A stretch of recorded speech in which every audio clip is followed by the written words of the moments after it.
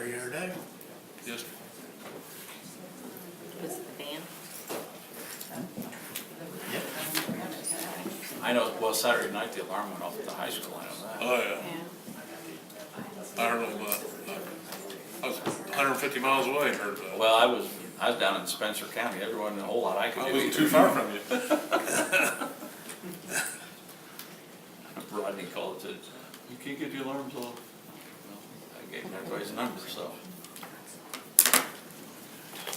Everybody ready?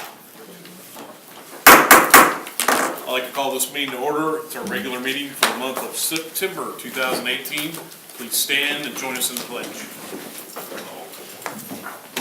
I pledge allegiance To the flag of the United States of America and to the republic for which it stands, one nation, under God, indivisible, with liberty and justice for all.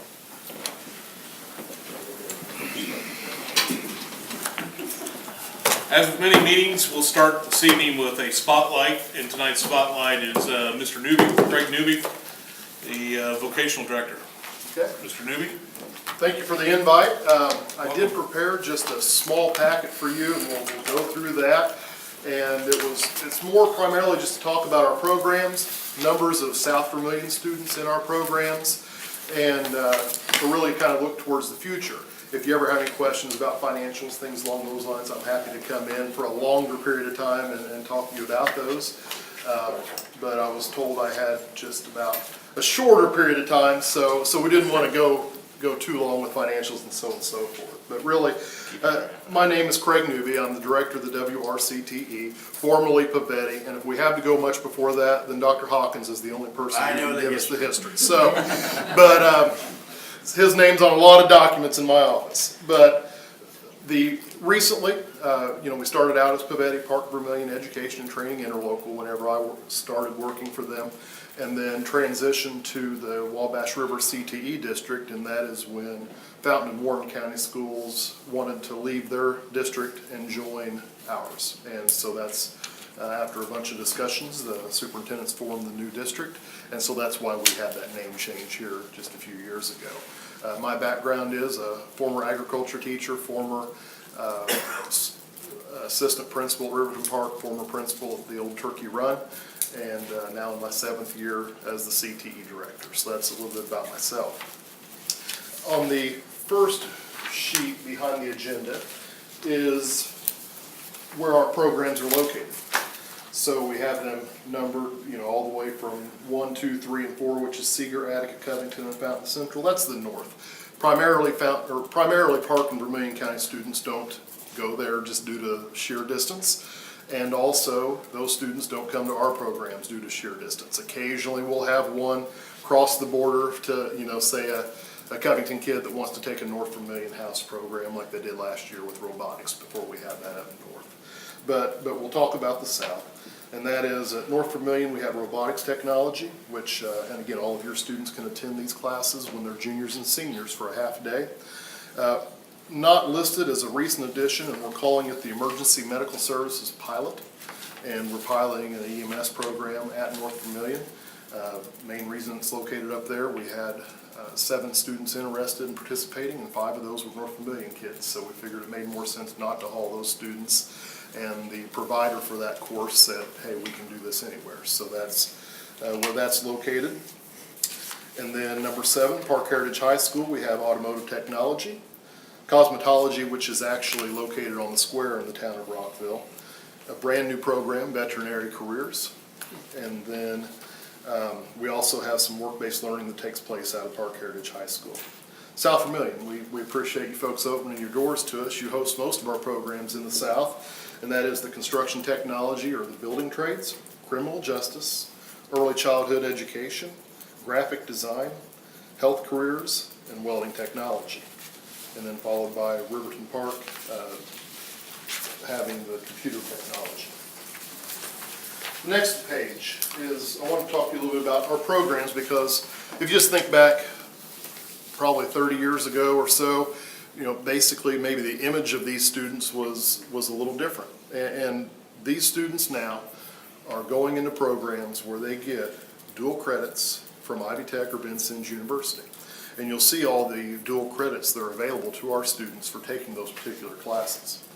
So if you'll go down, for instance, to Welding 1 and Welding 2, you can see that the first year they can get up to 15 free credit hours of dual credit from Ivy Tech. The following year, 9. Same if you look over at Computer Tech 1 and 2, you'll notice there's a significant amount of dual credits located there. Now, both of those programs, we contract with Ivy Tech. So we pay them, and they provide us with an Ivy Tech staff member, and that allows us to get more dual credits through them because they actually call it concurrent credits, so they can offer a little more than the DOE would typically allow if it's not being taught by an Ivy Tech staff member. The good thing about these two, in our programs, we like all of our dual credit agreements. Ivy Tech is working with us now to make it where this year, starting this year, our juniors that are in welding and computer, by the time, if they stick with it 2 years, by the time they're done, they will leave Ivy Tech with the first level degree, which is a CT. So there's a CT certificate, there's a TC, technical certificate, followed by an associate's degree. So they can actually, if they go through those two programs, walk across graduation from South Vermilion and Ivy Tech in the same year. So there's some pretty great advantages that we're getting with our partnerships. Most of our programs do have some sort of industry recognized certification tied to them as well. Cosmetology, that's obviously, at the end of the 2 years, if they pass the test, they get the cosmetology license. Most of our Health Career 2 students will have their CNA by midway through their senior year. And so that's just a couple of examples of certifications that we have tied into our programs. Any questions on dual credits and certifications? I had one question. Yes. Is it by demand if what students are interested in to be able to, like the welding? I know a lot of people have mentioned the plumbing, heating, cooling, electrician, that type of thing that Ivy Tech has. Sure. It goes by interest of the students? You know, there's a couple of factors, and one of them is you have the established programs. And so there's a lot of money that has been invested over time for that welding program by the school corporations, for Auto Tech. As we progress, I don't see, and I was going to talk about this later on, but we'll talk about it now. Oh no, well and that is, as far as the future goes, we're going to have to be more demand driven, and we may have to have programs that aren't quite like what we've always seen. And by that I mean, okay, it would cost us a fortune to start an HVAC program. And we may only have an interest in 4 or 5 students initially to go into that particular area. But we could model it similar to what we're doing with our EMS program that we're hosting at North Vermilion, and that is people come to us saying, there's a shortage. I mean, the Illiana EMS came to us. There's a shortage. We really need people to work for us. Could we provide training to any interested kids? And basically, we worked out a deal with them where they're charging us $3,800 to provide the training for all 7 of our kids for the entire year. So that is, to them, that's an investment, because if they get a third of them, well, those are some people at the end that are going to be employed by them. Have you talked to the unions about working with the unions in Terre Haute to where these kids, when they get out of high school, they can go right into the apprenticeship program? Yep, we do. But I had a guy ask me the other day, said he's been trying to get his foot in the door and he can't get it in the door. What's his name? Crouch and them guys are wanting to come up here and start something, and they have a rough time getting it done. He said they kids can go to that, and then as soon as they get out of high school, graduate, they can go right into apprenticeship. Yeah, plumbers and steam fitters have been up in the welding program, and actually, we've had a few kids go down there, and one of them doing really well right now. So we're not opposed to that, and they're welcome to come in. You may just encourage him to contact me, Okay. and we'll try to make sure that he can get in and talk to our students and make that happen. But, you know, another example, which is far north, but we had a wind energy company contact us, and they have students from the from Attica and Seeger, you know, that they're providing a $10,000 training for $1,500 for our school corporations, or for those school corporations, for those students. And they're going to have a job offer before graduation. And so I see with HVAC and different industries, you know, people, a lot of the private-public partnerships later on down, you know, really soon actually, starting to form versus having a class filled with 24 kids. We may have different smaller programs working with different partners to provide that instruction, possibly. You know, I mean, things can change, but Yeah, I know there's other school corporation or other vocational programs, not necessarily in the near area or nearby vicinity, but like Larry said, the apprenticeship programs have partnered with the vocational program. Yeah. They get those kids started early, or I've also seen, like you said, the wind company and other contractors and things, but certainly, you know, I wonder if we got a collaboration between like the counseling center and such, because you know, kids need to understand today what kind of career you can make out of vocational. I mean, there's not a week that goes by that I personally don't see a news article about, you know, the shortage and where wages are at now compared to where they were years ago. And to South Vermilion's credit, the middle school invites me in every year to talk with those students about future earning potential, about career and technical education opportunities. I really feel like the counseling department here does a nice job. I feel like I don't feel like the kids are completely clueless. Now, we can always bring people from the outside in to give them a better feel for it. Yeah, it helps. But Yeah. To just kind of show you about the South Vermilion numbers, just a breakdown of our AM students and our PM students. And you'll see that this year you have 103 students enrolled in WRCTE classes.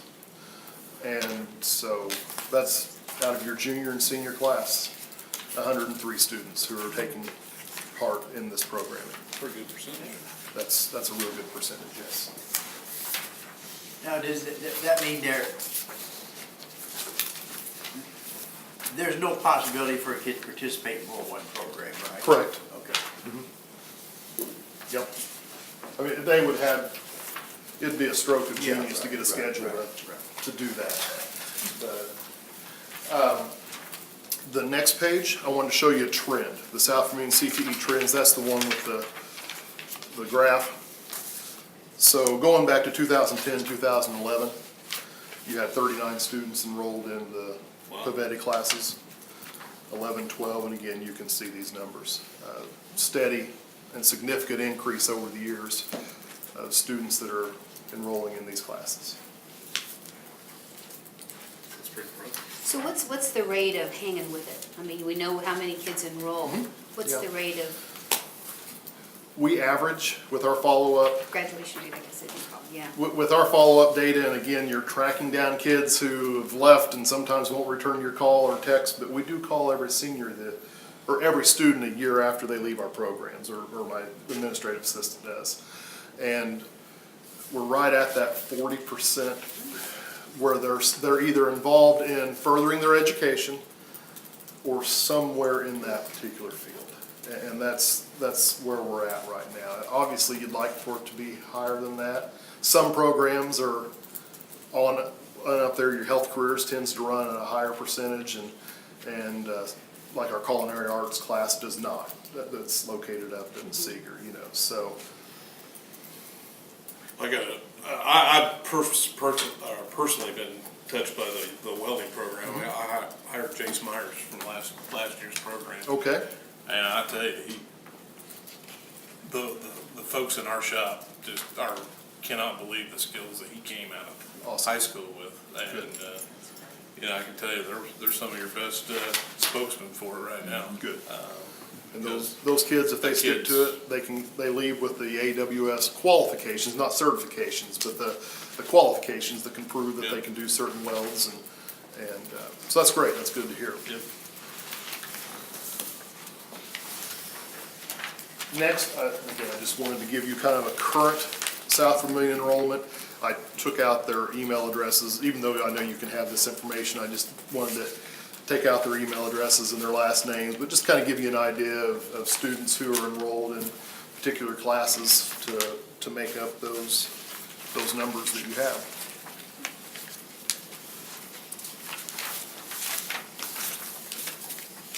You know, and I did kind of talk about where I maybe at some point, want to maintain our current programs when we have interest.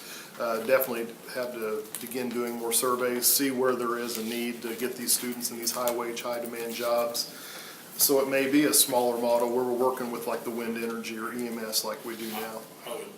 I'm sure you are, but I'd look harder at electricians. Okay? I mean, I tell you, there's not enough of them to go around, and it's a good career. Yeah. It's a good career, so.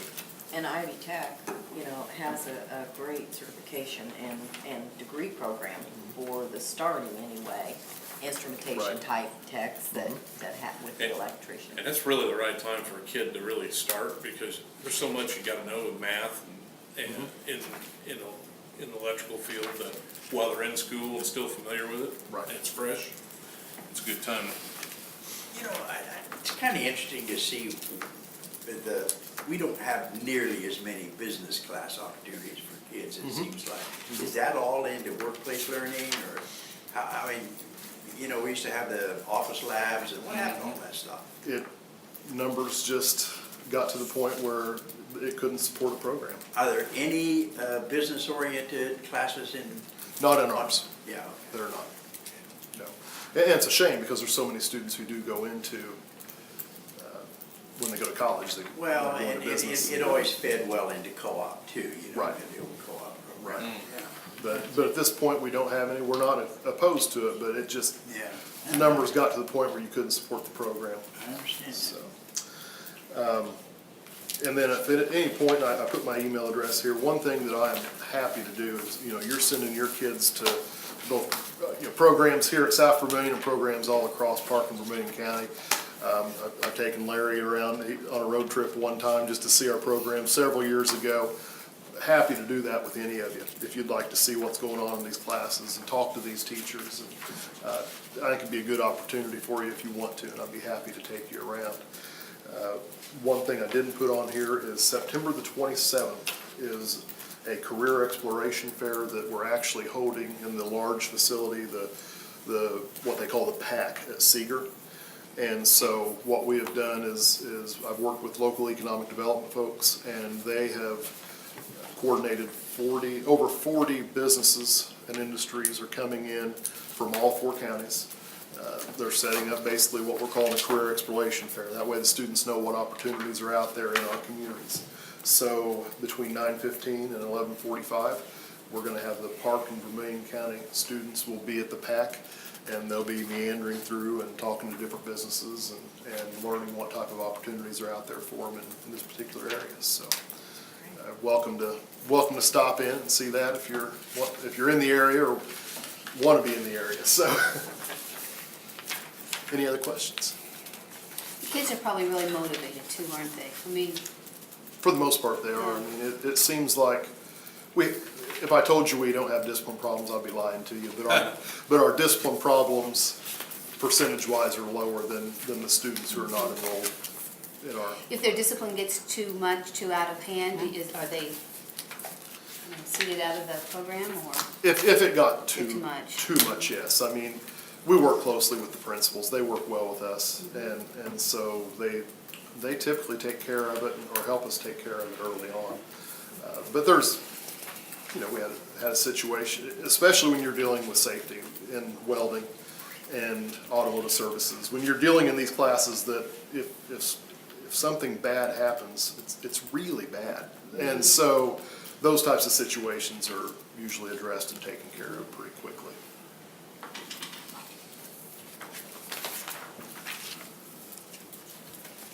Is there any other further questions?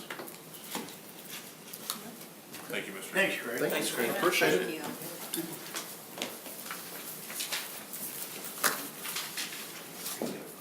Okay. As we're moving on, first item this evening is a recommendation to approve the agenda, and I recommend that you approve the agenda that is waiting for you here in front of you. So moved this evening. Second. I have a motion and a second to approve the addenda and agenda as presented. Any further discussion? Hearing none, all members in favor signify by saying aye. Aye. Those opposed, same sign. Ayes have it, motion carries. Next item is consideration of the minutes of the regular session school board and addendum held on August 20th, 2018, and the special session held on September the 4th, 2018. No citizen comment. Oh, I'm sorry, thank you. We'll back up. Thank you, Mrs. Ave. I forgot, this is the first call for citizens period. If anybody in the audience would like to address the board on an agenda item this evening, this would be your chance to do so. Please stand. State your name for the record if you're interested in addressing the board. All right, hearing none, now we'll move back to the minutes. I'll entertain a motion. So moved. I'll second.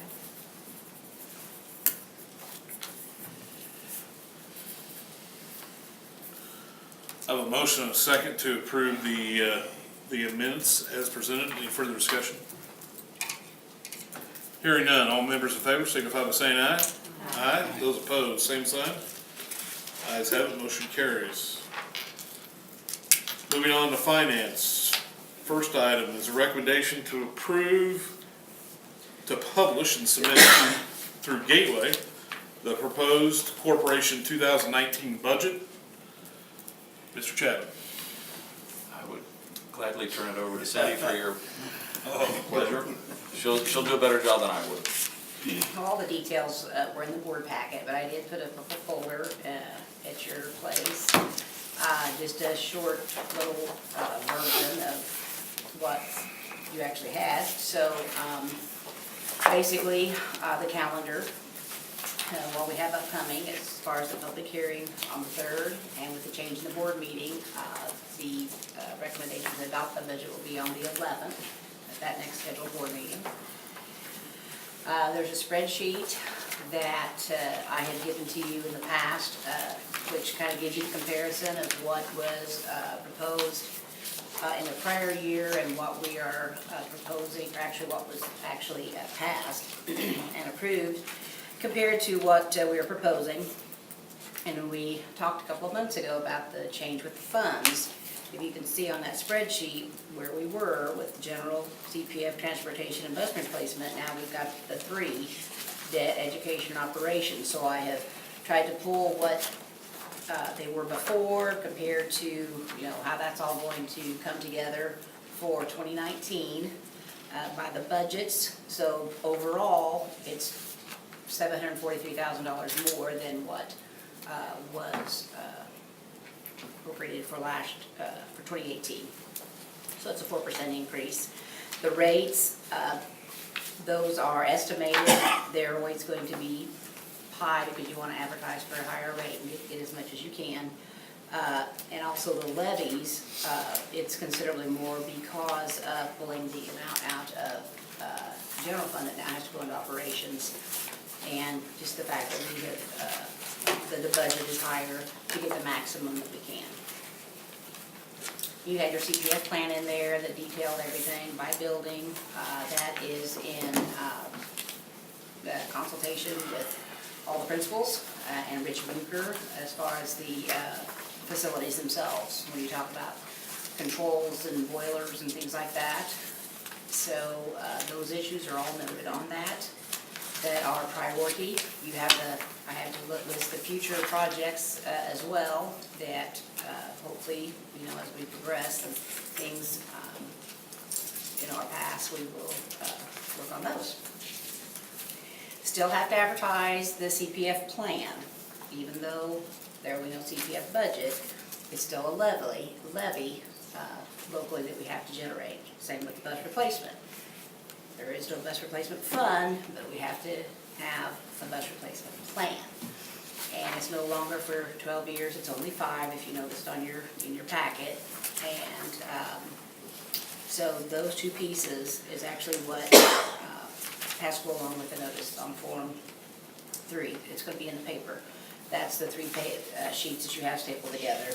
Your notice to taxpayers for your, the budget, debt, education, operations, the notice to taxpayers for the buses, and just the short notice on the CPF plan, and all those are available for public inspection. It will be on the website as well as far as any, this particular notice, and the information that the public would like to see. A big difference in CPF is you just had to create one for each school in the past. You had to create a CPF plan for each school. We still do. That's Yeah, in the- okay, right. Yes. That you still have to, but they have to be large projects. It's not a $2,000 here or there. It has to be, Right. they've changed it to where it's actually improvements to the facilities, not, I want to have a copier or things like that. Yeah. So,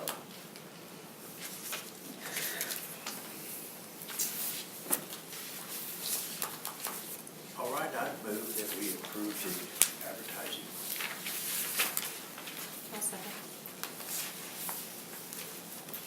Motion and a second to approve the corporation's proposed 2019 budget as presented. Any further discussion?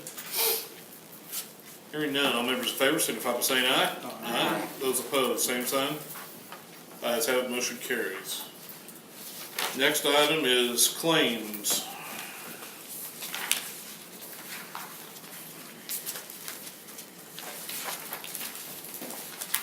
I need to just make a comment. We've upgraded our software, so I noticed you've looked at, it looks very different than what it has in the past. It's very good, but we're still learning a lot. We just had this for less than a month. So I'm trying to figure out the best way to actually generate this report so that you have it, but it's no longer going to be by check number, because some of the things weren't truly a check. When it was, paying federal taxes, there was never a check. It was electronic fund transfer. But there was always a number tied to it. So moving forward, they're going to be voucher numbers. So, and so it's not necessarily in alphabetical order. It's whenever those vouchers are prepared, whether it is truly a check, a check number will be assigned to it, or if it's electronic fund transfer or an ACH deposit, they will all be driven by the voucher number. So that's, with this one, you have the 41284 and 41285 I highlighted. Those were those things, the 2 things that were done after the last board meeting before the software upgrade. So, those 2 vouchers, and then from then on, you've got 97916 through the remainder.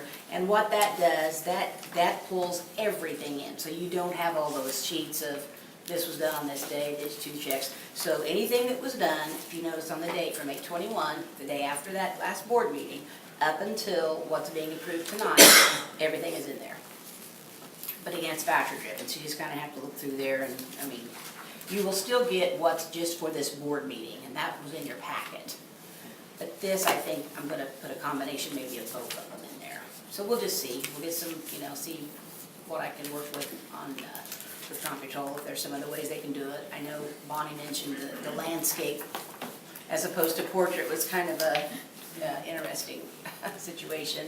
And at We're some looking point, at- you'll get the memorandum, try to get the memorandum column back on there. It is on your, the one in the war packet. Oh, okay. Yeah. And that's why I have to run them both, because that one is actually alphabetical by the vouchers that I have right here. Not what I had to be paid, prior to that, utilities and whatever. So if you look through your actual board packet, those comments are all on there. Okay, yeah. I And it got says who, Yeah. Yeah. what it was for. So that's not changed. It's just trying to come up with the perfect piece that has all that. Yeah. And the fund and, so I'm working through that. So are these all the vouchers that you've received, No, these are or everything just that's the paid ones out. that is going to be paid? This is everything that has been paid and is going to be Okay. paid. Gotcha, thanks. Yeah.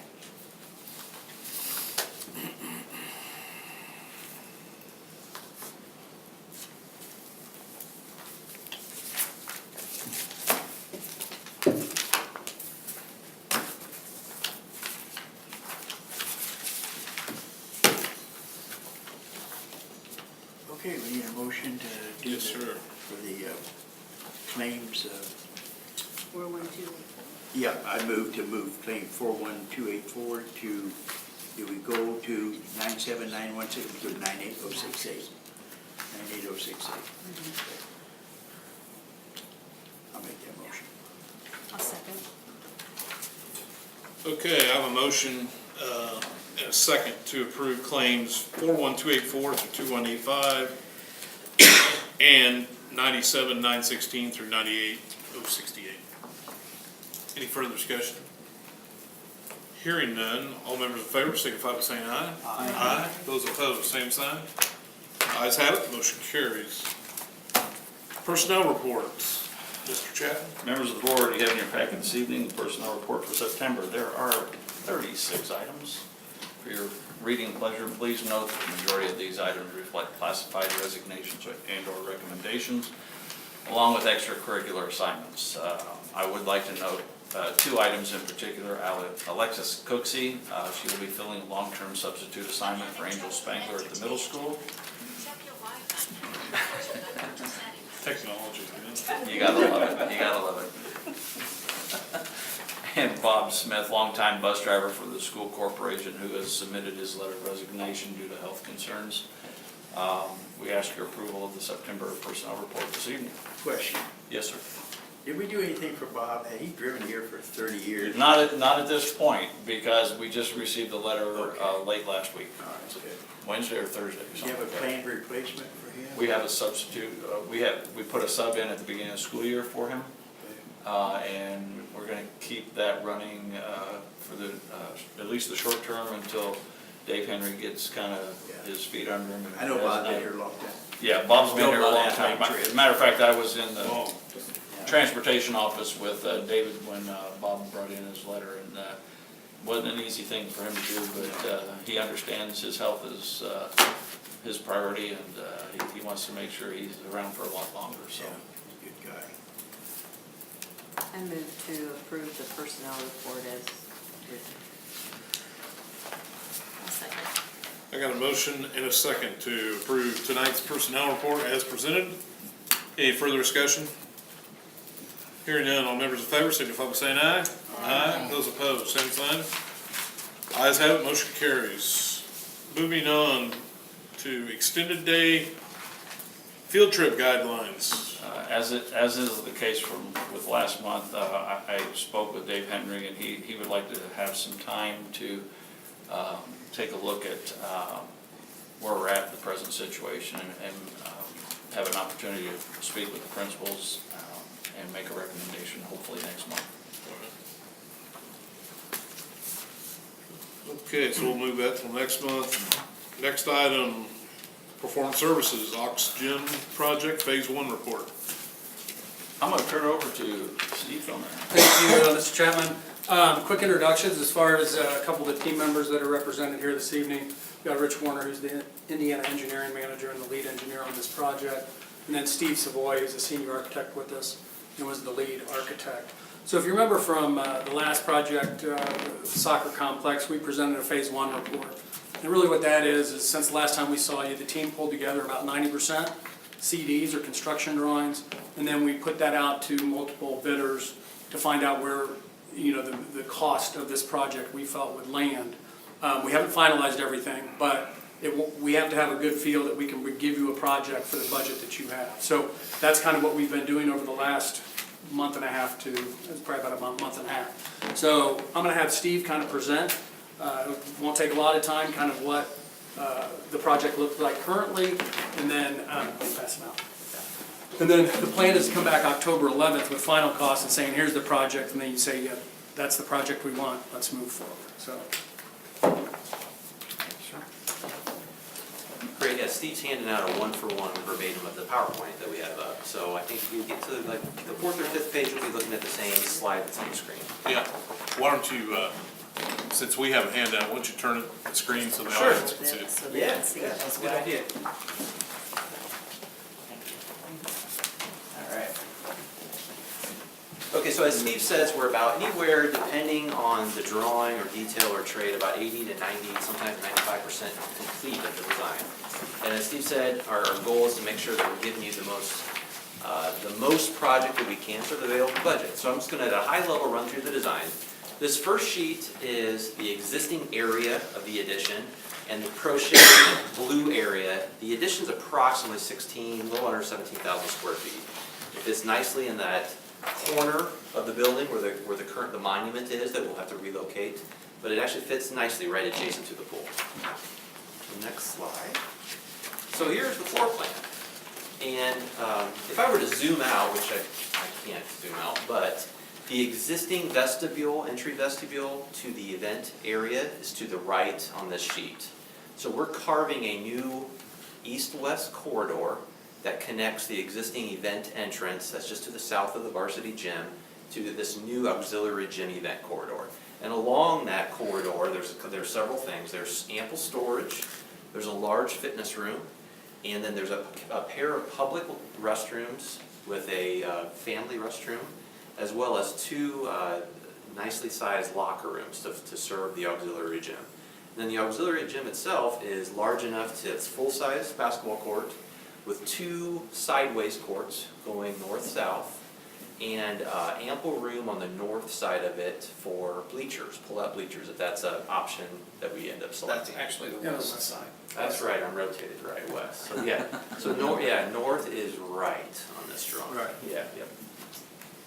The mechanical room kind of nicely fits in between the large big box of the gym and the existing auditorium space, which is a nice spot to serve the new facility. And we also have been able to sneak in a small concession stand on the north side of the new corridor, right next to a large PE storage area. That's a really quick high-level review of the floor plan. Any questions? So, there was no way to have that entrance into the pool, correct? There was no way to do that from the new facility into the pool? Not efficiently, no. Okay. We did study several different options and orientations and entry points, and the entry point we landed on really seemed to make the most sense for a lot of different reasons. On the PE storage, I guess that's what that is. Mm-hmm. The door there's an opening there. Where is that Yeah. going? Yeah, that Goes is an where? existing pool equipment room, I believe, right, Rich? Yep. So that- Pump yeah. room. You're talking about, okay. Yep. Spot right here. Yes. Yeah, that's the pool Yeah. equipment room. Yeah, so we. That room is there now. It Yes. is, Yeah. it is, yes. All And that's- white is there. Yep, all the white space is existing space. So that's the room that actually, you can enter in from the south now? From the exterior currently, yes. Yep, Okay, yep. I got you. Yep. So we positioned the new door in the corridor with convenient, straightforward access to it, but still have ample room to the side for storage for the gym. Okay, I guess I'm still confused. Okay. That area that you say is this white area Yes. right here. Now, is that what we were talking about before that had all the plumbing or equipment or something that we couldn't go through there into? It is, that is true, that there is an underground drain from the pool that comes out of that room and then turns west. We are actually relocating that. Okay, Yep, so yep. would there be any reason that you couldn't, just extend like through there as an entry to? Well, do it's that? for like, people that are using the pool. Public corridor. I don't Public. think that's actually going through where you store your chlorine and your Yeah. pumps and water heaters, and it's a mechanical room space. Yeah. Got a So lot it'd of be like different having stuff. folks walk through the boiler room to get into the pool. I don't think you want them doing that for safety reasons, among others. And having the one entry, or the one exit out here is an emergency exit, basically, but for the Right. events, you go into either through the gym doors or through the commons doors going in. So that will be the only entryway will be through The the current, like the actual- current one. Yeah, The current entry, the yes. intent is that this is the primary entry sequence through here, Right. the existing doors. This entrance here is really just for code for emergency egress, just because that's such a long Sure. corridor, which is a dead-end corridor per se. But could you, on the north end of that mechanical room, couldn't you blow a corridor through that would take you into the pool area. public area of the pool. See what I'm saying, Steve, there on the, yeah, that corridor where you go in the mechanical room, just Go build up. a wall out on the mechanical room and build a Right corridor. there. Yeah, build a corridor through there to the, When you get later in the in the presentation, I think you'll see there's some mechanical equipment that sits in that room. It's not to say that you couldn't relocate it. it's to the side of the room. That's where the pool water heater's at. Currently here? The pool water heater goes right here. Oh, the new one. Yes. I think I know what you're saying. We have that, the yellow new mechanical room completely jam-packed right now with Yeah. new equipment, but it's not per se, we couldn't slide it all. And I think That's cheap square footage. I think you're Yeah, jumping a little bit because one of the parts of the project here is that they're gonna, put in a new heat pump for the pool, I just heard that, yeah. and that's gonna go into that new mechanical room, yeah. Your water heaters needs to be replaced, so that's an alternate that we'll be providing. But then, yes, that, I'm like you, if it could be moved over just enough for a quarter. We fought that access to that pool since the beginning of Yeah. time. Have you sat down with all the athletic folks at various? We have, yeah. No, it's the office. That's their office. All right, Well, that's something we can certainly look at. We hadn't heard yet that that's a priority or a concern of more convenient access to the pool, but that's certainly How something we much can take a seating, look at. how much seating is planned over here? Approximately 250 is how the bleachers are currently sized at.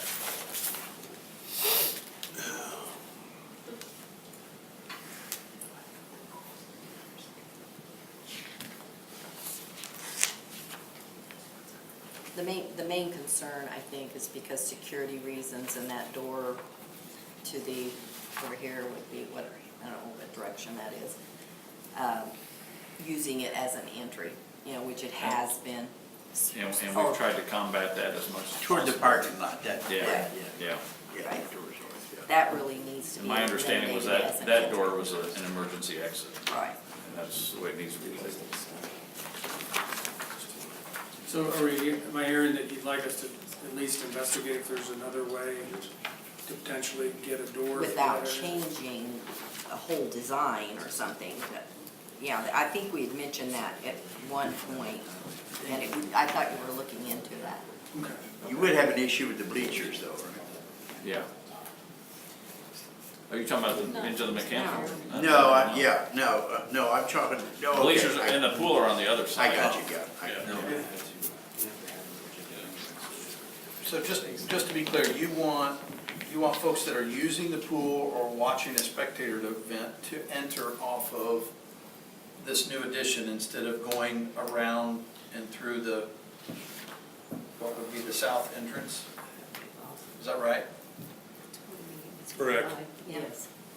Okay.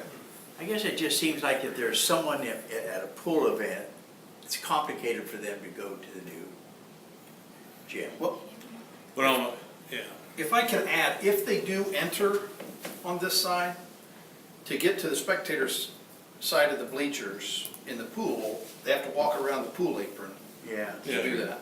yeah. So if it's swimmers that you want to enter there, that's probably not a big deal. But I don't think you want your patrons down walking around Yeah. where the event is being held, because then they're gonna be interacting with the swimmers right where they're getting in and out of the pool.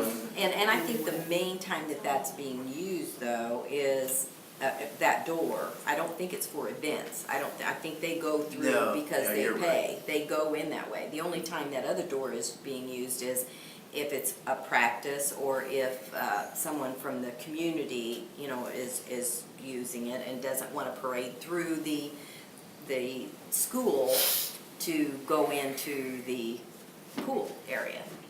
The senior citizens that use that area where they could. During the school day. Yes, and they could possibly use this corridor to go straight through because they'd be the only ones using it, or Do they have electronic access to get in? I don't know how it's done now. But Yeah, it now our is senior used. citizens that come in during the day park out on the south side of the building, so they just walk straight into that south entrance. They don't come around, they don't park over there in that parking lot, they all park out here in the front. Pool parties and things like that, mostly done on the weekends. A lot of that south parking lot is open, so a lot of people do still park out there. occasionally you're gonna have people park out in the gym parking lot and they walk around, but still a majority of the people do park in that south parking lot, and then they just go straight into that single south entrance. But that's what we need to eliminate. You know, That's what we need for security reasons. you know, and again, that door, my It's supposed to be understanding an was, exit. it's an emergency exit. Yeah. That's what it was Correct. designed for. It is, yeah. But to be clear, Well, are it we seems looking- kind of dangerous for kids to go in that way. Are we looking for just another convenience entry point to the pool, but not a new primary entrance? No. Well, you know, if you stop and think about it, if you are at an event in the pool, it's just really come around and going to the bleachers and you're at the other entrance. You're at the entrance to go to the, you're at this corridor here. Right? If you came out of the Yeah, pool and yeah. came behind those bleachers, you just go down that corridor and you'd run into another entrance. Is No, there you a have to violation go of the across. code by people using I that don't south know. door? Yeah, well, Because I mean, to me, I see that as a safer route where they're not coming through our building, outside people, the outside design, pool parties, the outside. design was an emergency exit, because you had your main entrance through the commons area. And that was, Yeah, that makes sense. I think you.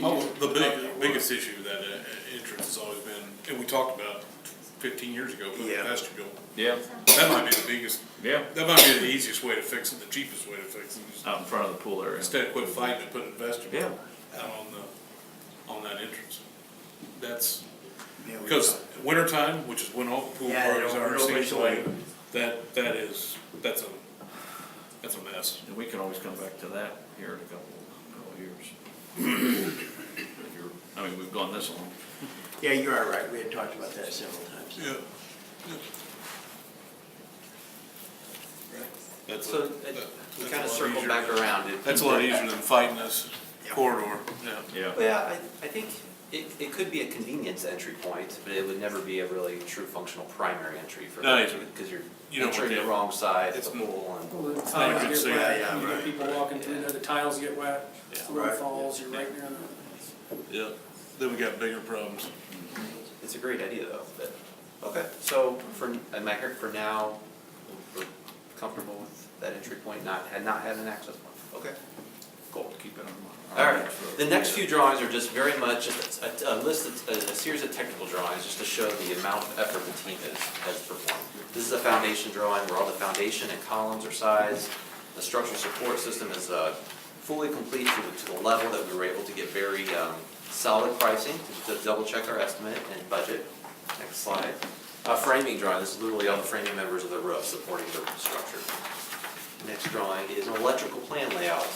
In general, we have 100% with LED light fixtures throughout the facility, pretty traditional lay-in grids, exposed ceilings in the fitness, and obviously exposed ceilings in the new auxiliary gym. Roof plan, very straightforward, flat roof system, the same type of roof system that you have on your facility, the systems that we have done some roofing work on over the past decade. And some three-dimensional models of the building facade. Very much our intent of the addition of the facade was to blend seamlessly in with the existing aesthetics of the building, not try to be out of character or stick out. Probably one unique feature that we have been able to incorporate, which we've isolated as an alternate as we get farther down the presentation, is a couple high windows in the gym to have some natural light come into the gym. It'd be a frosted glass, so it wouldn't be direct glare that would be a bad quality. It would actually be a nice natural light glow. But the same brick, the same metal paneling up high in the facades. Any questions about the addition? In general, the addition starts about right here at the lower 1.5 story volume until you get to the gym, than which your normal gym volume height. Where's that drain being relocated? You said you were recording. It's just, we're replacing the entire drain. It's not actually being relocated. It stays right where it's at, because it's low enough that it's not impacting the foundation. We're just replacing all the pipe with new pipe so that it doesn't have an issue. Yeah, yeah. We don't want to have to deal with that in 5 years. You don't wanna, it's not where you wanna leave. No. Okay, next slide is a mechanical layout. We're tying into the existing central plant. very straightforward, efficient layout. So you talked about that entrance to the pool, just so we're clear. Right now, there's an air handling unit that sits right here, and that pool water heater sits here. Now, there's nothing that says we couldn't move the pool water heater down this way, but it needs to reconnect to this piping here. So it's not impossible to do that, but we'd have to shift some things around. Yeah. We have the cooling capacity. We Yes. need. Yeah, when we did the last project, we added the chiller to your system, and that gives you enough cooling capacity to provide full cooling off the central plant and heating off the central plant for both of these. So those are both indoor air handling units, very similar to what you have in other parts of your building. You don't have any equipment on the roof. Forward thinking on our part.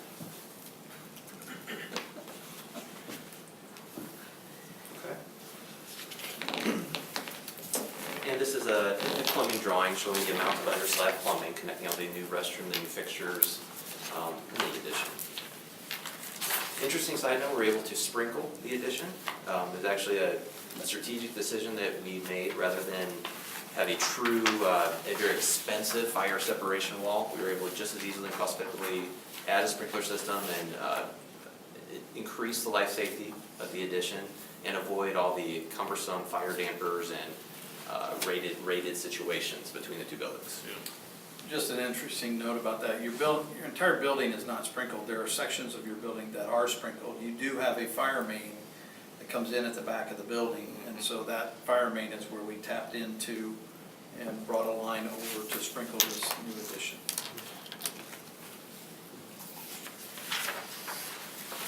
Construction schedule. So we're still a little bit early on having a cleanly defined construction schedule, but in general, our intent is to break ground in the spring. Spring is a loose term, obviously, with Indiana winters, but the intent would be as soon as the holidays come and go and we see a foreseeable, comfortable window of opportunity to break ground and get foundations poured, that would be our intent when to start. But this schedule shows preliminarily mobilizing between February and March.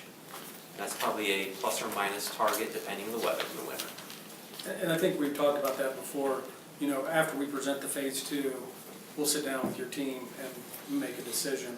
You know, our concern is you start putting up fencing and digging and, you know, then all of a sudden bad weather hits and you've got that all winter long. So, there's risk with that. You know, if you can't get the building encased and the foundations laid, then you've got a huge mess out there all winter long and we can't control Mother Nature. But that, you know, certainly something we'll discuss with the team. And then if we get some priorities or valuable input on preferences there as we go back to our current contractor pool, that may help us with some final negotiations on when they could start or what their price is associated, whether it's right before winter or right after winter. The nice thing about that schedule is everything goes well. Winter sports season, will be ready. Now, these doors that are to the east of the new facility, those again will be exit doors or those entry doors as well? Or will the main? On the entry- gym? On the gym. Those are emergency exits. Okay. Yeah, they're just code required for fire egress only. So the intent would be that those doors would be locked 100% of the time, unless you had a reason to unlock them. Basically your own building.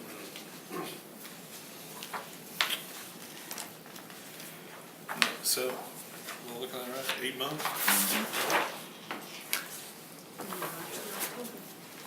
We would obviously anticipate having shop drawings of long lead time equipment and steel processed before winter so that. Yeah, right. Yeah. On this concession stand, is there any seating involved in that, or is it just like a walk-up? It's just a walk-up with a kind of transaction window right now. Because we have one just right down the corridor that's the exact same thing. Might be kind of nice to have somewhere, like if you're at, say, a wrestling tournament, you go out and sit, eat a The hot hallway, dog. what's the width of the hallways? We talked about that before. It's pretty much, the ceiling is pretty wide, a little scale there. It's at least 10 feet wide, I believe. It's a wide hallway. I think, right out in front of the restrooms, feet wide, and then right in front of the concession stands where the restrooms are, there's a little bit of breathing room. So nothing per se, you couldn't put a couple high top tables out there to have a couple kind of informal seating spots. But currently nothing built in per se, like in the wall with built-in seating. What's this, JP? Is this existing? It's like a janitor's closet there. Yeah, it's like a And then custodial mop electrical basin area. Panel room. Yeah. The stuff that you need to hide. Yeah. You do have a plan to replant the birch tree there? The monument or the tree? No, I'm just kidding, the monument, yeah, we gotta figure out where to take the monument, Mark. We had thought earlier about out in It's front out of the front by the auditorium. main entrance. Yeah, that's a good idea.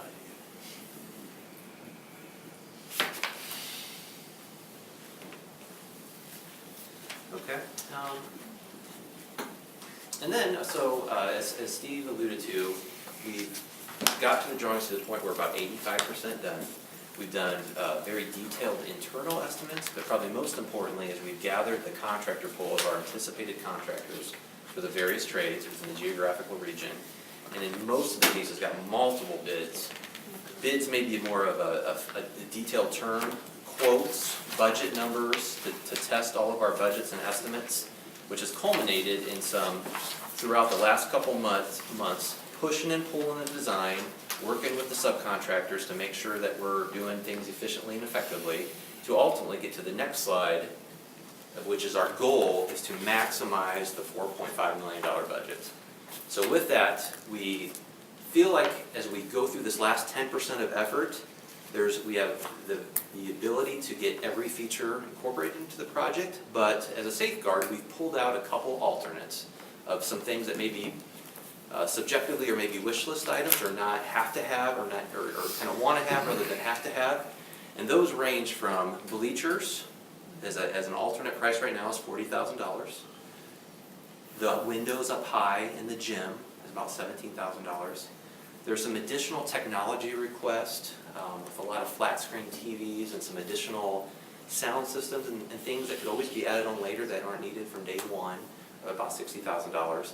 And then while we're doing the work, we priced out replacing the pool heater, which is roughly just under $30,000.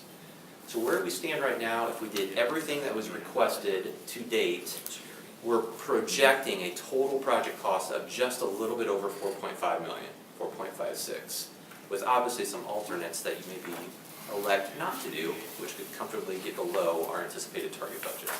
But again, we're still at about 85% of the design complete. But if you were to tell us right now, let's go with the project right now, let's firm up everything, we think we can deliver the project at the available budget of what you see today. If you take out the windows, is that gonna add to your lighting cost? No, Would not, no. we have to light it whether in situations when it's dark outside. I will say this though, if you have any need to black out the gym for performance of anything, which I can't imagine you would do that in this gym with the auditorium that you have, it does become a problem to black out the gym when you have high windows in it. So I know Fountain Central has had issues with that, where they needed to black out their gym and they had windows that became a problem. So just think about that. But, and I will say that's the only alternate that you have to select. I mean, you can come back and do the other alternates at another time. That one you're not coming back to do. You're kind of all in there. The daylight would be nice in the gym if you're, for any kind of Natural athletic light, activities. natural light is, it's hard to pass up natural light. Yeah. And I think with the technology system package, I think that can be tweaked some. So we had a basic package that was more than 60,000. This is additional to that. So you think about the technology that's going in there, I think that can be trimmed back, which again, we'll sit down with the team and go through what's a necessity and what's not.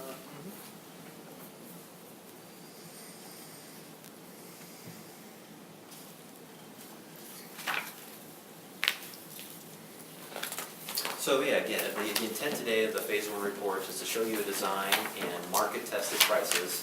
The design is approximately 85% complete, with permission to proceed to the next stage, which we call Phase 2, which is really buttoning up the drawings and specs, the last 10%, and sitting down with the school and the appropriate leadership team to establish the priorities, tweak the alternates that we've identified, and make any other minor design changes as we see fit. And then we would go back to the appropriate contractor pool and get revised pricing as needed, and then come back to you with what we hope would be an open book pricing spreadsheet with competitive bids, and like we've done in the past, your opportunity to select the contractor you want to work with, whether he's the low bidder or not.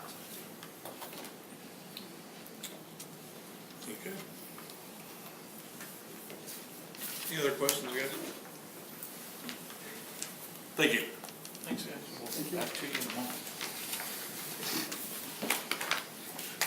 All right, one more presentation for this evening.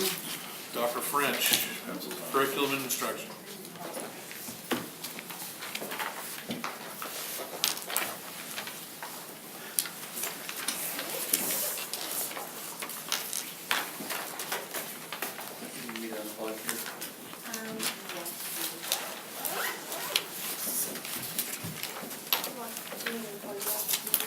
Yes.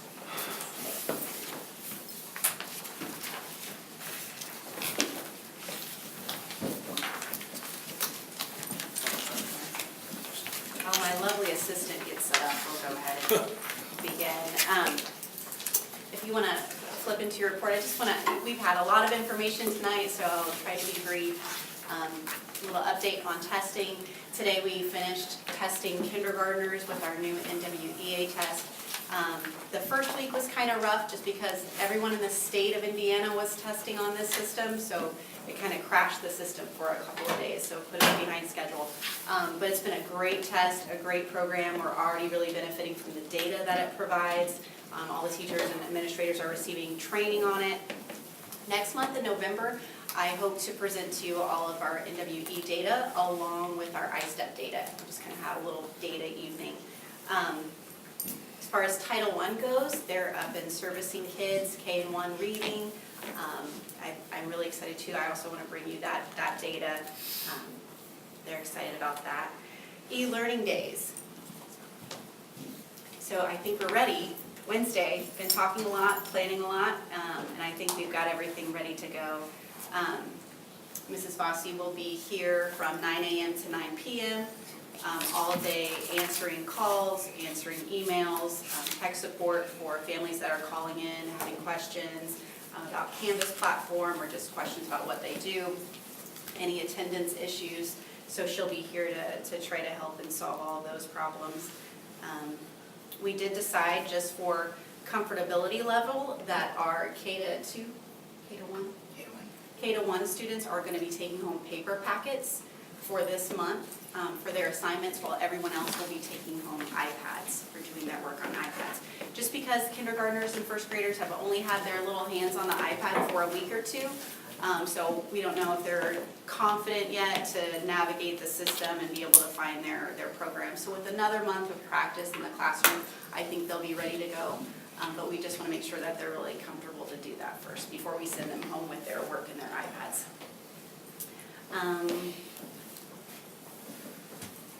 I think we've got our attendance worked out. All of our secondary students will be logging in and completing a little quiz, and basically the quiz says, are you present today? And that just shows that they've logged on and they're participating. Even if they clicked no, they're still there, they're logged on, and we can mark them as present for the day. And then the rest of our kids will be counted present by the work that they submit. Are they scheduled to log in at the same time that school would start, or at any time during the day? From 9 a.m. to, did we say 5 or 9? We got 5 on it. 5? Yeah. Okay, so 5 p.m. So if parents have to work, that still gives them some time to help their kids either get logged on or make a call and just let them know, yes, my kids are working today. And then I just wanted to share with you, last spring, we were talking a lot about all of the new curriculum programs that we were implementing, and now everything's up and running. So I just wanted to show you a couple of the programs that we're doing because I'm so excited about them. I just think they're amazing, and we've had really great success with the kids. Are really loving them. So this is just 2 minutes very brief.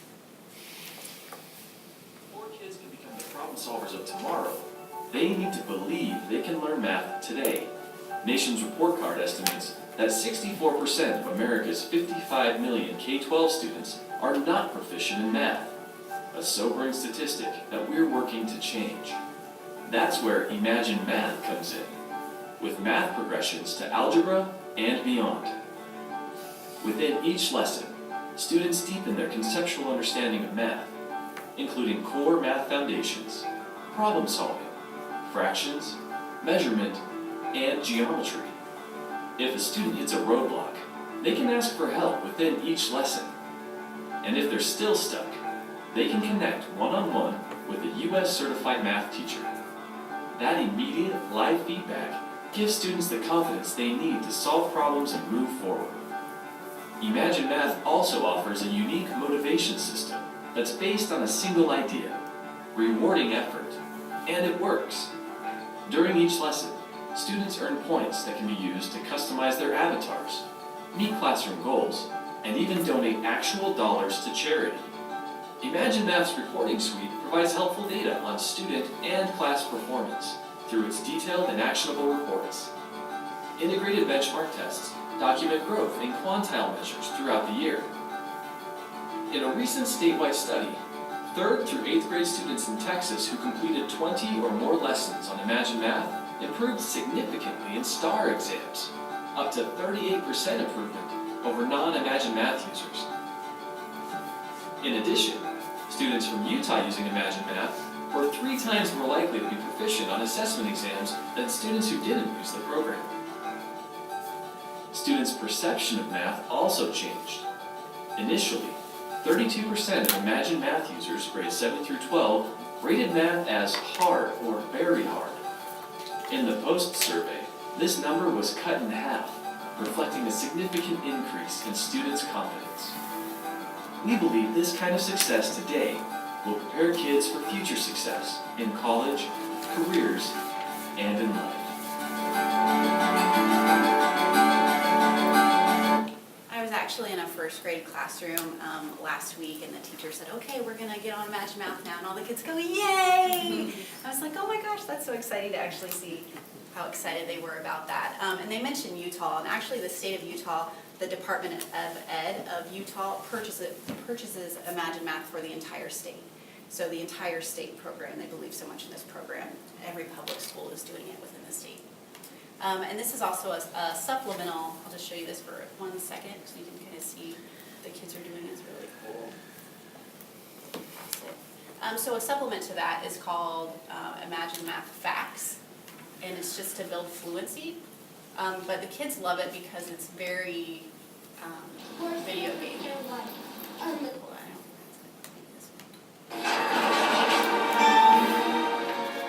So this is what it looks like. And 1st grade through 12th grade can get on here and use this. So they have levels, it's timed, and it really works on that automaticity and that math fact fluency.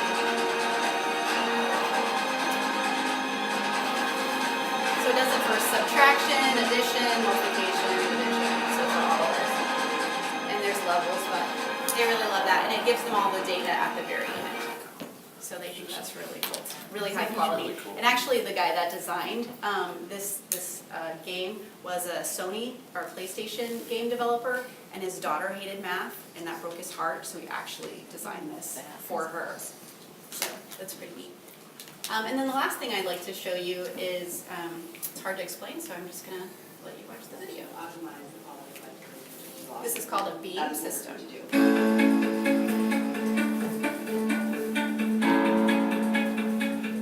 The school was founded in 1924. For many years, it was a boarding school. As time went on, it became a school for children and adults.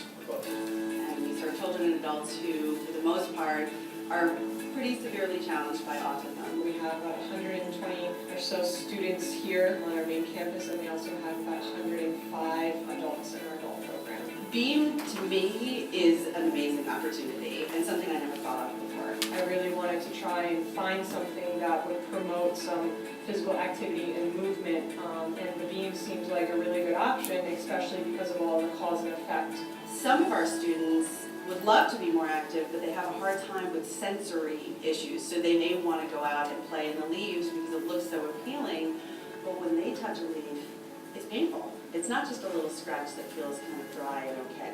It might really hurt or be very uncomfortable. So for some students, they're actually getting physical activity and exercise with Beam because they don't have to handle any of the increased input, the sensory input, but they can still see that cause and effect of I kick a leaf, it moves. Ooh. I think that the teachers who work directly with the individuals like having something that's engaging. Remember, engagement can translate into learning and teaching opportunities. For the most part, they all engaged in some type of way that was more than what would have happened if it wasn't here. Families seem to love it, I think, especially for those families whose children have been less than active or less active than they would have liked them to be. Hearing that this is just another thing at Anderson that's an opportunity for their child, I think just helps them feel more comfortable, more relaxed, and hopeful. This is so cool! That's all we hear. This is so cool. How come I didn't think of this before, and I've never seen this before? So we have purchased 2 of those, one for Van Dyne and one for Central, because that's where we house our elementary functional students, and Van Dyne houses the EBD program, or emotionally and behaviorally disturbed students.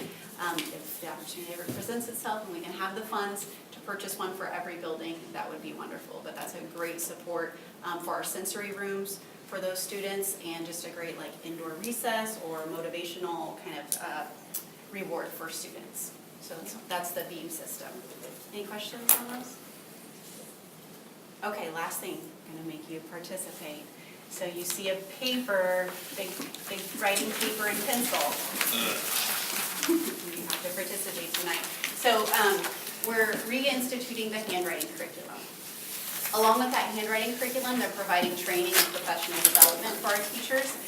So this is one of the trainings that I went through that I thought was very neat. So if you'll put your pencil down, and this is how the teachers will train or ask the students to do this. So go ahead and pick up your pencil by the tip. Just grab it by the tip. Yes, very good. Okay, so you all will grab that with your dominant hand, of course, which is what kindergartners do. But to make it more authentic, I would like for you to grab it with your non-dominant hand. So if your right hand, grab it with your left hand. Okay, so you've got the tip, and now you're going to take it and you're going to flip it so that it's resting here. So flip it. I need to demonstrate. Okay, so I grab the tip and I'm going to flip it. In our non-dominant hand. Yes, you're in your non-dominant hand. Oh. I know, tricky. Tip, flip, and then this gives you the grip. Tip, flip, grip. Okay, so this is how we tell our kids to hold their pencil. So now I'm going to ask you to write a sentence in cursive. With this hand? With that hand. Okay? All right, are you ready? Listening ears on. This isn't show and tell, is it? No, I won't make you show, I won't grade it or anything. Okay, so our sentence is, the quick brown fox. The quick, non-dominant hand, no cheating. The quick, cursive, please. Oh, man. Be quick, one in every class. The quick brown fox. Oh, man, this is terrible.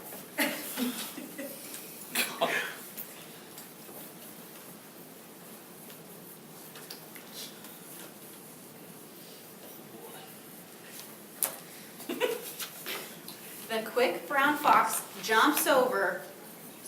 Oh, wait a minute. Is this a paragraph? No, just a sentence. The quick brown fox jumps over.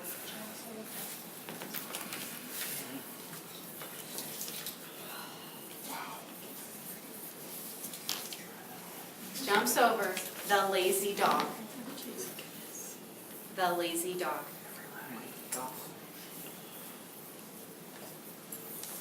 Looks like Japanese.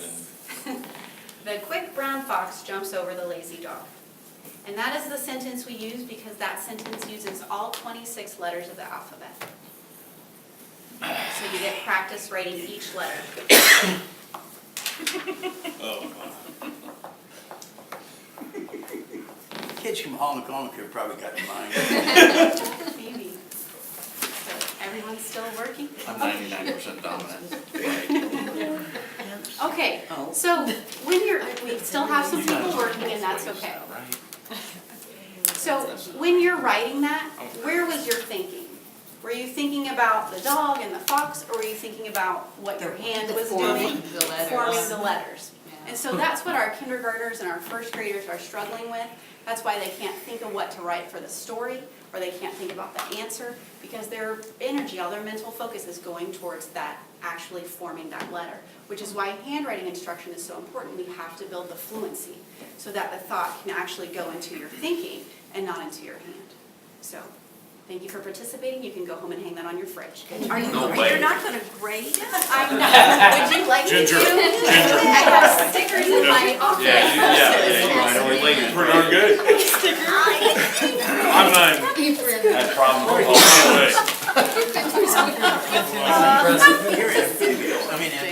I was the one that stayed in recess all the time because I had like an N. I was a pretty good writer. Handwriting. Right-handed. And that persisted through up into high school. Remedial time. How widely is Imagine Math used in Indiana? In Indiana, there's 4 school districts that use it. And what grades do we focus this on? We can do it from second and up, all the way through high school. I met with their reps last year at the fall conference. Oh, And brought them in after that because we knew we had some issues with struggling with math. And hopefully at some point in time we'll encompass the reading component as well. So where's the target now for Imagine Math, if you have a target? So it's all the way up. It's supplemental for students grades Okay. 2 through high school. And so it doesn't replace instruction. It's not curriculum. It really is supplemental. So all elementary teachers have 30 minutes a day for that tier time or to teach like differentiated instruction. So that's a great use of that because it challenges kids that are ready for that, or kids that are struggling. It meets them on their level while teachers are working and pulling small groups. Yeah, that's interesting. I noticed on our webpage, you have a link to Khan Academy. Have many kids gone to Khan Academy? We have a lot of kids use Khan Academy. Math. Look at traditional examples of things. Math mainly? I think that's interesting.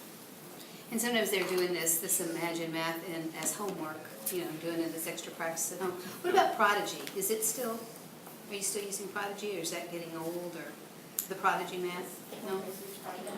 That's been several years ago. Oh, it's not used now? I'm not familiar with that. Just wait for things to change. Yeah. Kind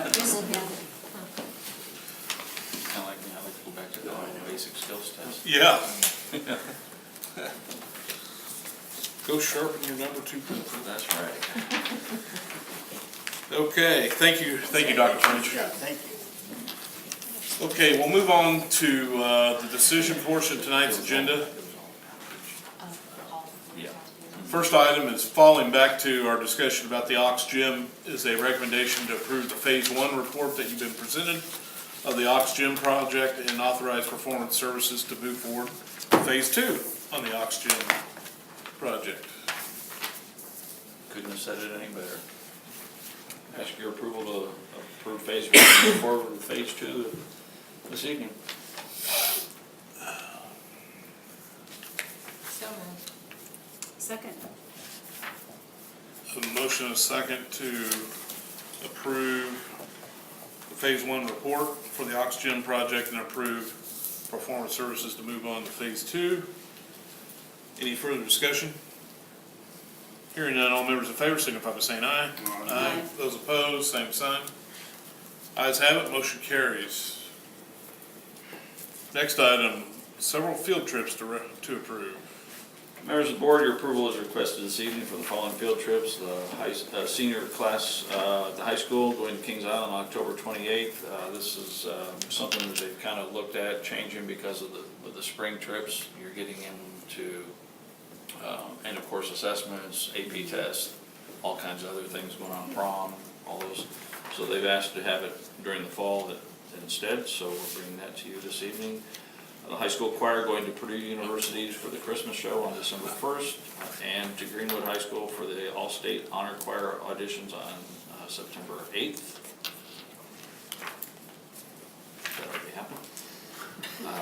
But hey, didn't make it to the August meeting, so let's approve that after the fact. National FFA Convention on October 26th for the high school students at FFA, and that would be October 26th. The SOAR Conference from October 12th to the 14th in Trafalgar, Indiana, and the high school choir performance October 29th at Eastern Illinois. We ask your approval this evening, as those are all either beyond the school day or on the weekends when school's not in session. We need a board approval for it. So move. Second. A motion and a second to approve the field trip request as presented. Any further discussion? Hearing none, all members in favor signify by saying aye. Aye. Those opposed, same sign. Ayes have it, motion carries. Next item, recommendation to approve transfer requests for the 2018-2019 school year. Members of the board, you have in your packets this evening student transfer requests, including 2 out-of-district transfers to South Vermillion and 1 elementary transfer for approval.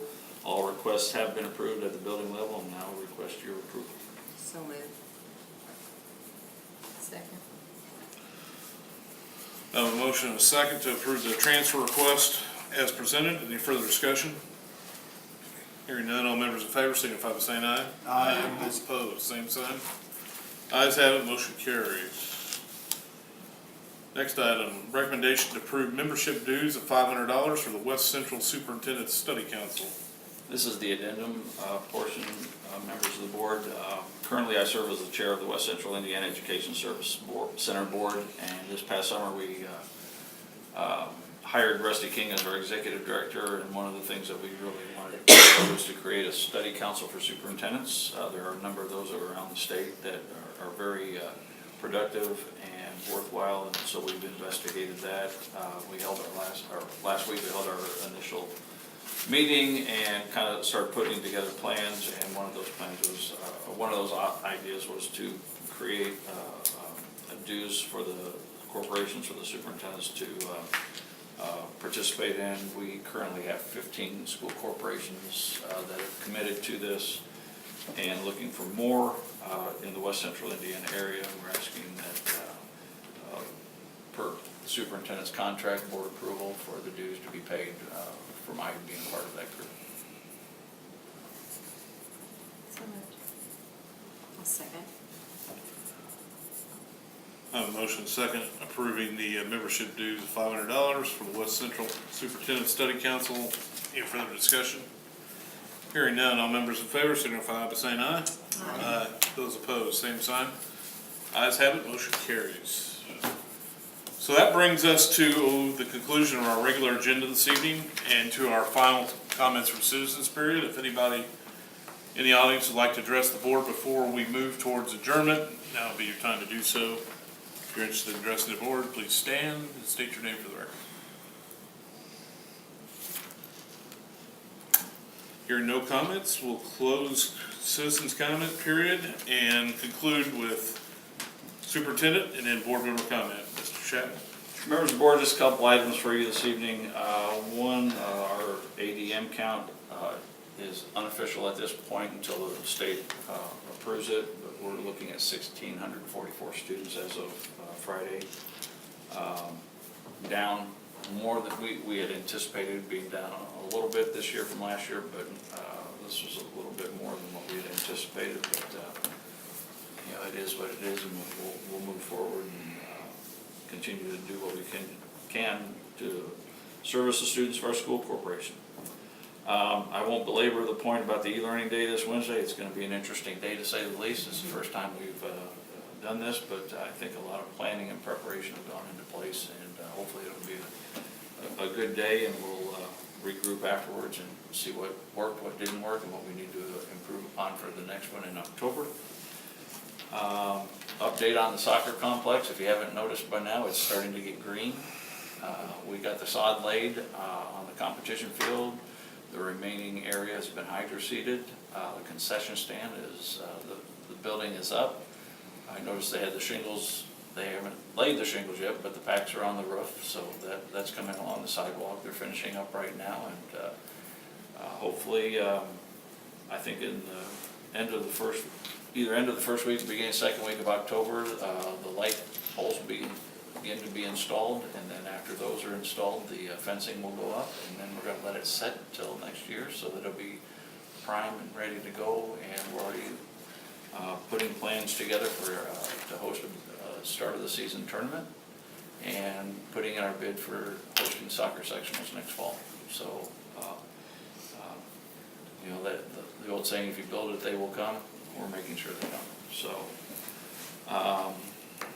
couple other items, Valley Professionals Community Health Center, I met with Eddie McFarland and new dentist from Koga. His name escapes me off the top of my head right now, but they're gonna provide dental services for our students. So we're in the final stages of getting that worked out. They have a little mobile office that they'll bring into our buildings, so we're looking forward to that. And finally, if I may, I'd like to request an exec session, hopefully in the next week or so. We'll send out a little email to you here probably tomorrow and get some potential dates that we can have an exec session. I'd like to have that, a couple things we need to go over. I think that's it. The dental services, is that free to students? Yep. Come a long way from fluoride days. Yeah, that's for sure. Okay, thank you, Mr. Chapman. Mr. Cool? Well, the band did real good. Yeah, they did. That's really a good honor for them to do that. Yep. That's all I got. Thank you. Mrs. Crowder? I wanted to congratulate the band too and the band director for all their hard work, and it paid off this Saturday. They really made us proud. And I would like to have that Imagine Math. I think I'd like to try that myself. That really looked interesting. And I really think that's going to help so many kids that have difficulty learning a certain way. You know, I like the idea of using other tools to teach these kids. It's great. Thank you. Mrs. Abbott? Oh, I just wanted to comment that I enjoyed meeting Mr. Henry, the new transportation. Went over to his open house, and he certainly seems to be very happy about being here and happy what he's finding, and it was nice to meet him. And then I just had a quick question about the message system that we use, the messenger system where we'll get a call or something. What's the criteria for being able to use that system? Is it just, do they pass it through you, or? Yes. Yes. I mean, I typically use it for the emergency, snow emergencies, things like that. And by the end of the winter, people don't really like hearing my voice. So I pawn a lot of corporation messaging off to Jenny Fossey. And then the principals, they do theirs. You get to use that? And typically, the principals they have a list for their own building, for parents for their own building, students. That's what I wanted to ask. So it is culled a bit. It is filtered? Yes. Yeah. We can do it corporation-wide, we can do certain groups by the schools. Jenny, is there others? There's a lot of criteria. I mean, you could filter. The one we're still trying to work on that they haven't got us set up yet for is gender. We're still wanting to do a gender, that by grade, by bus number. There's whatever we export out of Harmony and School Messenger, we could filter by. So that people aren't hearing a message that really doesn't relate to them? That's correct. Okay. Because I got one on the 4th, 5th grade basketball girls, and I thought, do we get them because we're on the board? Is that part of it? Probably. Okay, that's why we're getting all That'd be of my it. guess. But it is called out. I get them all, yeah. Maybe I'm just That's it. cheating it. I was gonna say it. And I get multiple. I get Like, I'll 2 get 3. one for each kid. I get them all. You shouldn't get repeated messages, that emails, yes, but not phone calls. You should just get one phone call. I just get one phone call. Emails, that's a Harmony limitation. Yeah. Thank you, Mrs. Abbott. Dr. Hawkins? Hey, I just want to echo the congratulations to the band. Did a great job. And I liked all the feedback we got instantly in the email. That was good. And thank you for the curriculum report. I think it's very interesting. It'll be very interesting to see particularly how the math's responded to over years and who's using it. So I'd be very interested in that. And when we do get around to knowing what Bob Smith's going to do, Dave will make sure we do something. I will, yep. Been here a long time. We'll pray for some rain for the soccer field. Now we need a little bit of rain. And you talk about the emergency thing, I don't know, sometimes it strikes me funny. We all knew who Leonard Orr was. The superintendent at Southwest Park who passed away a couple of years ago. So he told us a story about the little, who's the little, people would go around and say Kyle Bongo all the time. Leonardo was one of them. Oh, yeah, okay, so they had this one little kid and Leonard would come on and say there was no school, it's Leonard Orr calling, and a little boy would hop say, Mom, Leonardo called. Leonard always told that story, that was so cute, because he said it happened all the time, he'd call when he said, it's Leonard Orr, there'll be no school today. Mom, Leonardo. That's all I have. Thank you, Dr. Hawkins. Mrs. Hill? I don't think I can follow that. Give it a try. I just wanted to thank you for getting Craig Newby in here. I appreciated that presentation. I think there's a lot of good things going on in that program that I didn't know about, but I'd like to see that grow, and I was impressed with how the trend is really going in that direction. The Imagine Math, that reminds me of what we had when I was in school, and I don't remember what it was called, but like you filled this jug full of slime every time you get your math problem right, and I loved it, so I think that's gonna be a lot of fun. And the beam, I've seen that at like children's museums and things like that, so I think that'd be, they play soccer and things like that, so I think that's gotta be great too. So that's all I got, it's late, let's go. Very good. Said well. I don't have anything further, so I'd entertain a motion. Motion, go second. Second. Second. We stand adjourned. Thank you all for coming.